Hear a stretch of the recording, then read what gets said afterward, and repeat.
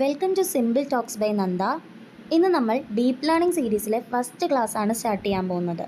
ഈ ക്ലാസ്സിൽ deep learning പഠിക്കാൻ നമുക്ക് ആവശ്യമായിട്ടുള്ള ബേസിക് ഫൗണ്ടേഷൻ കോൺസെപ്റ്റ്സ് ആണ് നമ്മൾ നോക്കാൻ പോകുന്നത്.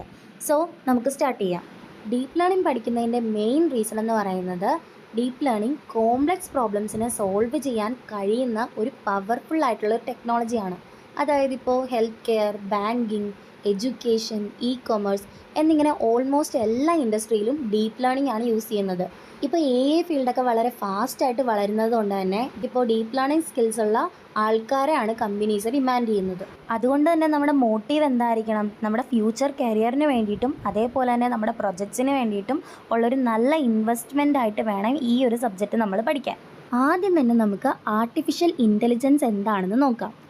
അതായത് ഹ്യൂമൻ ഇൻ്റലിജൻസ് ആവശ്യമുള്ള ടാസ്ക് കമ്പ്യൂട്ടറിനെ ചെയ്യാൻ പഠിപ്പിക്കുന്നതാണ് എന്ത്? ആർട്ടിഫിഷ്യൽ ഇൻ്റലിജൻസ് എന്ന് പറയുന്നത്. ഒരു സിമ്പിൾ എക്സാമ്പിൾ പറയുമ്പോൾ നിങ്ങൾക്ക് പെട്ടെന്ന് മനസ്സിലാവും. നിങ്ങളൊരു ഫ്രണ്ടിനെ ദൂരത്ത് നിന്ന് കണ്ടെന്ന് വിചാരിക്കുക. ഒരു സെക്കൻഡ് കൊണ്ട് തന്നെ ഇതെൻ്റെ ഫ്രണ്ടാണ് എന്ന് നമുക്ക് മനസ്സിലാക്കാൻ പറ്റുന്നില്ലേ? പക്ഷേ കമ്പ്യൂട്ടറിന് അത് നാച്ചുറലി അറിയാൻ പറ്റില്ല. അപ്പോൾ നമ്മൾ എന്ത് ചെയ്യുന്നു? ആയിരക്കണക്കിന് ഫോട്ടോ കാണിച്ച് ട്രെയിൻ ചെയ്താൽ മാത്രമാണ് കമ്പ്യൂട്ടർ ആളുകളെ തിരിച്ചറിയാൻ പറ്റുന്നത്. അതാണ് എന്ത്? AI എന്ന് പറയുന്നത്.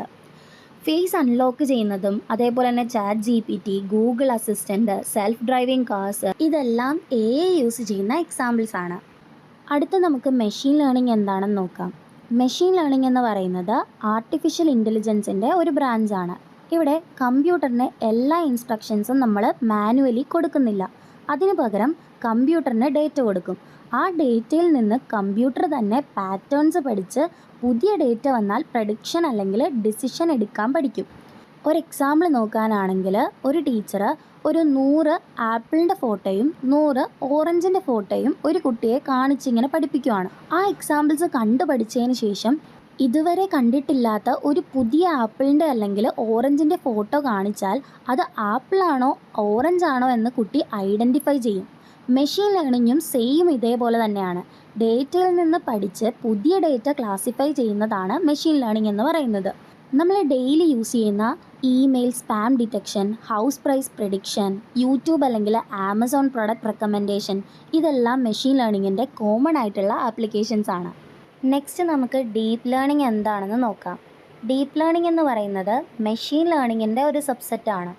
അതായത് അഡ്വാൻസ്ഡ് ബ്രാഞ്ചാണ് ഡീപ്പ് ലേണിംഗ് എന്ന് പറയുന്നത്. ഇത് ആർട്ടിഫിഷ്യൽ ന്യൂറൽ നെറ്റ്വർക്ക്സ് യൂസ് ചെയ്താണ് വർക്ക് ചെയ്യുന്നത്.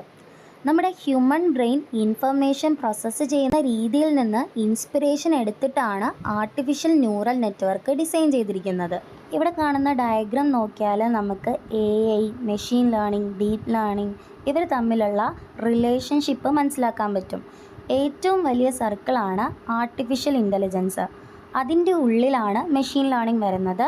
മെഷീൻ ലേണിങ്ങിൻ്റെ ഉള്ളിലാണ് ഡീപ്പ് ലേണിംഗ് വരുന്നത്. അതായത് ഡീപ്പ് ലേണിംഗ് എന്നത് മെഷീൻ ലേണിങ്ങിൻ്റെ ഒരു പാർട്ടാണ്.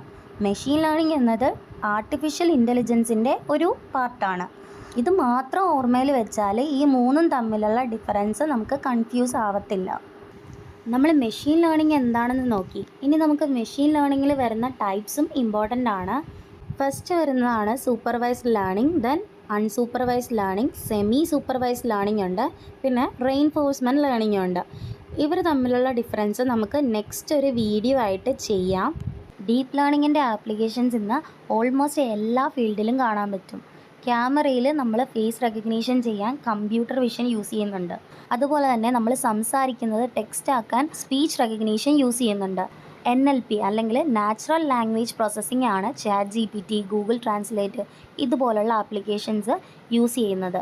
ഇനി റെക്കമെൻഡേഷൻ സിസ്റ്റത്തിൻ്റെ കേസിലോട്ട് വരാനാണെങ്കിൽ YouTube videos, Netflix movies, Amazon products ഇവിടെ എല്ലാം റെക്കമെൻഡേഷൻസിനെ ഹെൽപ്പ് ചെയ്യുന്നത് നമ്മുടെ ഡീപ്പ് ലേണിംഗ് ആണ്. ഇനി ഹെൽത്ത് കെയറിലോട്ട് വരുമ്പോഴത്തേക്കും ഡിസീസസ് ഡിറ്റക്റ്റ് ചെയ്യാനും ഇനി ഓട്ടോണോമസ് വെഹിക്കിൾസിൽ സെൽഫ് ഡ്രൈവിംഗ് കാർസിനെ കൺട്രോൾ ചെയ്യാനും അതുപോലെ തന്നെ ഫ്രോഡ് ഡിറ്റക്ഷനിൽ സസ്പീഷ്യസ് ആയിട്ടുള്ള ഓൺലൈൻ ട്രാൻസാക്ഷൻസ് കണ്ടുപിടിക്കാനും ഡീപ്പ് ലേണിംഗ് യൂസ് ചെയ്യുന്നുണ്ട്.